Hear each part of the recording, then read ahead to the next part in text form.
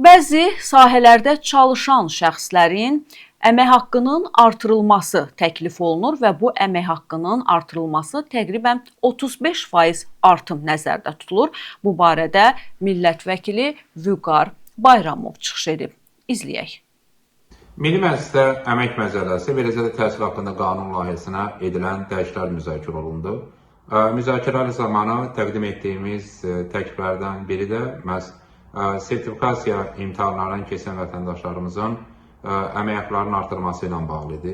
Nəzərə alsaq ki, mövcud qaydalara əsasən sertifikatlaşdırma imtahanlarından keçən vətəndaşlarımızın əmək haqqları onların topladıqları bala uyğun olaraq qiymətləndirilir. Amma bununla belə mövcud qaydalara əsasən qiymətləndirmə zamanı 2 intervaldan istifadə olunur. Belə ki, 51 baladək nəticə göstərən 30-51 bal arası təhsil verənlərin əmək haqqlarında 10%, 51 və daha çox, yəni 51-60 arası nəticə göstərən bal toplayan vətəndaşlarımızın maaşları isə 35% artır.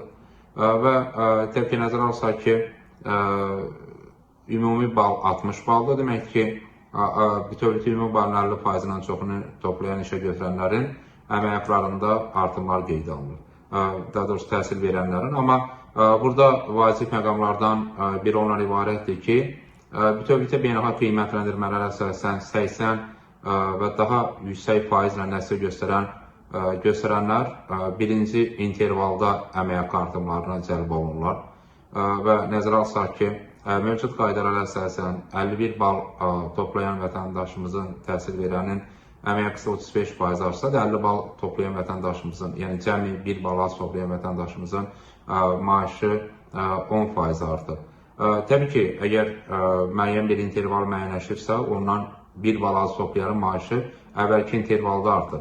Amma 50 bal 83,3% nəticə deməkdir və təbii ki, 80%-dən yuxarı nəticə göstərən vətəndaşımızın maaşının da 35% artması məqsədə uyğun olardı. Ona görə bizim təklif ondan ibarətdir ki, 48 və daha yüksək bal toplamış vətəndaşlarımızın təhsil verənlərin əmək haqqlarında 35% artım qeydə alınsın. Onların bu bir tərəfdən onların daha çox maaşlarının daha çox artmasına və daha çox sosial təminat tədbirlərinin cəlb olunmasına, eyni zamanda bütövlükdə həm qiymətləndirmə sistemində ədalətin daha yaxından qorunmasına, sistemin təkmilləşdirilməsinə imkan yarada bilər.